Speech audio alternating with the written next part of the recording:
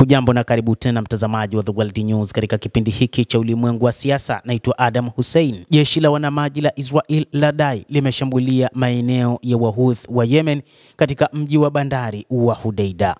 Hata hivyo, kupitia taarifa iliyotolewa katika ukurasa wa X wa jeshi la Israel, wameeleza kwamba kupitia jeshi la wanamaji la Israel wamefanya mashambulizi katika bandari za Yemen zinazodhibitiwa na Wahouthi za Ras Isa, Hodeida na Salif. Israel imedai kulenga shabaha ya maeneo hayo katika nchi ya Yemen. Afisa mmoja wa Israel alithibitisha kupitia katika gazeti la The Jerusalem Post Jumanne ya leo asubuhi.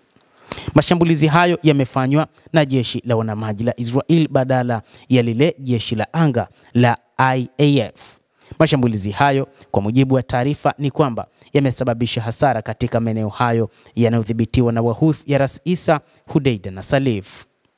Tahadhari kwa wote waliopo katika bandari zinadhibitiwa na utawala wa kigaidi wa Wahouthi. Bandari ya Ras Isa, Hodeida pamoja na Salif zimeshambuliwa, imeelezwa katika chapisho hilo.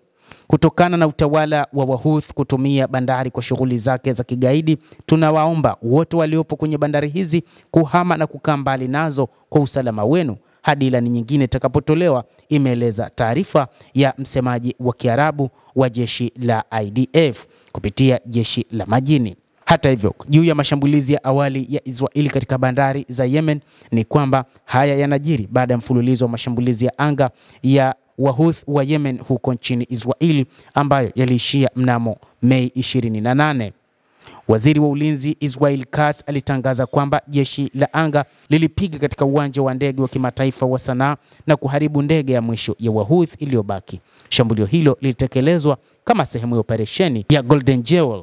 Vyombo vya habari vya Israel vimeripoti kuwa ndege 15 za kivita zilifanya kazi mchana ili kuzima bandari kuu mbili nchini Yemen baada ya muda mrefu wa kukusanya taarifa za kijasusi. Kulingana na makadirio ya IDF, bandari ambazo ziligongwa hazitarajiwi kurejea kufanya kazi kikamilifu kabla ya mwezi mmoja kupita. Katz alisema kuwa operesheni hiyo ilikuwa ujumbe wa wazi kwa Wahouthi kulingana na kundi hilo la wapiganaji wa Kihouthi kulenga Israel. Hata hivyo, kundi hilo limedai kwamba kamwe halitoacha mashambulizi kuishambulia Israel hadi pale Israel itakapoachana na mpango wake wa kufanya mashambulizi dhidi ya Wapalestina katika ukanda wa Gaza. Wao wanasema kwamba mpango wao ni kuwatetea watu wa ukanda wa Gaza na si jambo jingine. Ikiwa Israel itaachana na mashambulizi katika ardhi ya Wapalestina katika ukanda wa Gaza, basi na wao wataachana na mashambulizi katika maeneo yao ya Israel. Hadi wakati huu, kutokana na hali ilivyo, mashambulizi ya Wahouthi wa Yemen yamefanya makampuni mengi ya kigeni kutoka katika nchi ya Israel. Inadaiwa kwamba makampuni mbalimbali yaliyowekeza huko Israel yameamua kuondoka na kukimbia kutokana na mashambulizi na kutokana na kukosekana kwa usalama wa kibiashara. Vyombo vya habari vya lugha ya Kiebrania vimeripoti kuhusu kukimbia kwa makampuni ya kigeni ambayo yalikuwa yakifanya kazi huko Israel kabla ya vita. Tovuti ya habari ya gazeti la kiuchumi la Maker inaripoti kuwa kampuni ya Marekani iliyokuwa ikifanya kazi Israel kwa miaka 5 ikiwa na mtaji wa dola milioni 100 imefunga shughuli zake na kukimbia kutoka Israel sambamba na kuwafuta kazi wafanyakazi wake.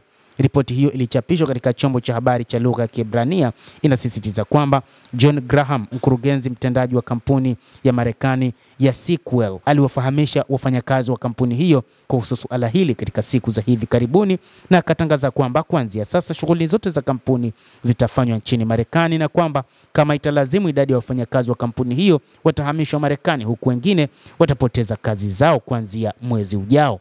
Lakini kubwa ni kutokana na mashambulizi yanayofanywa na Wahouthi wa Yemen katika maeneo mbalimbali ya utawala wa Israel huko nchini Israel, na ni kile ambacho kimeelezwa pia na Wahouthi wa Yemen kuyaeleza makampuni pamoja na taasisi mbalimbali za kigeni kuhakikisha zinaondoka, na hii ni hasara ambayo Wahouthi wanadai wameisababisha kwa utawala huo wa Israel.